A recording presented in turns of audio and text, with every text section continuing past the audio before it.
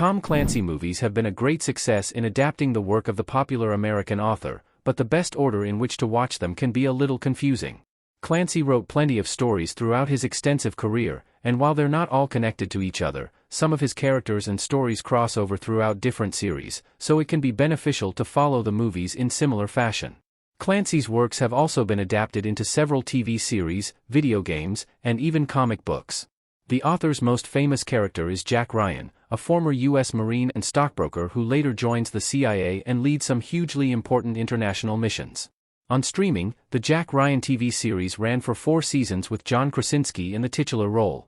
However, in the several movie adaptations of Tom Clancy's works, there have been a handful of actors who have portrayed Jack Ryan.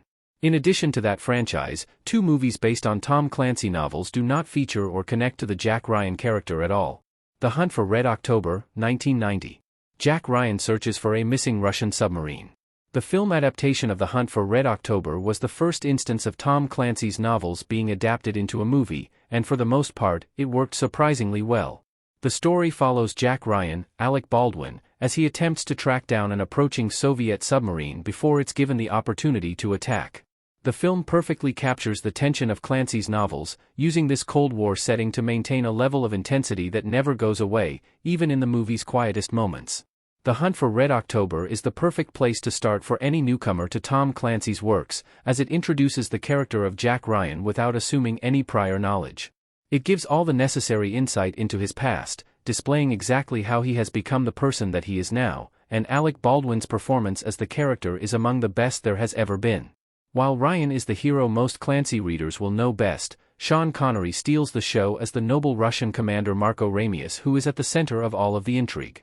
The moment Ryan works out what this commander is truly up to is a thrilling moment that makes Ramius a fascinating character to follow while adding new stakes to the adventure. In the hands of veteran action director John McTiernan, Die Hard, Predator, The Hunt for Red October is a slick yet intelligent thriller. Patriot Games, 1992. Jack Ryan and his family are targeted by Irish terrorists. Harrison Ford as Jack Ryan holding a gun in Patriot Games. Patriot Games is a very simple adaptation of one of Tom Clancy's works, and while it's not perfect, it's a fairly basic story that's easy to understand without much knowledge of the Jack Ryan character. Directed by Philip Noyce and starring Harrison Ford as Ryan, the thriller chronicles the character's successful interference in an attempted IRA assassination, which leads to a renegade faction targeting his family as revenge. It's high stakes and high intensity, but it's much less philosophical and thematic than movies like The Hunt for Red October. The revenge plot is not overly intelligent, but Sean Bean makes for an effective villain as the man who wants Ryan dead. There are also some solid supporting turns from Samuel L. Jackson and Richard Harris as Robbie Jackson and Patty O'Neill, respectively. It is a more action-heavy take on Ryan than The Hunt for Red October, and it feels like a much different movie when it builds to a standard good guy versus bad guy fight in the end, but the gripping thrills leading up to that are effective. It's a nice palate cleanser that allows audiences to get used to Ryan's character before engaging with the more fascinating stories. Clear and Present Danger, 1994. Jack Ryan is in the center of an illegal CIA operation. Harrison Ford as Jack Ryan with his arm around Amy Archer in Clear and Present Danger. Clear and Present Danger was the first direct on-screen sequel to a Jack Ryan movie, and it's for that reason that it works so well. With Harrison Ford returning to the role, the movie doesn't have to spend any time introducing the character. It dives straight into the story and maintains that intensity throughout. It's a simple premise, with Ryan finding himself caught up in a war between the US government and a Colombian drug cartel, but it's filled with twists and turns that are synonymous with Tom Clancy's stories.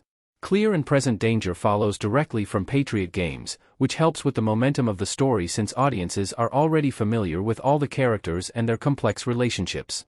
The film's powerful lead performance also proves why Harrison Ford is the best of the actors to play Jack Ryan, constantly pushing the story forward and maintaining a much-needed sense of charm and wit.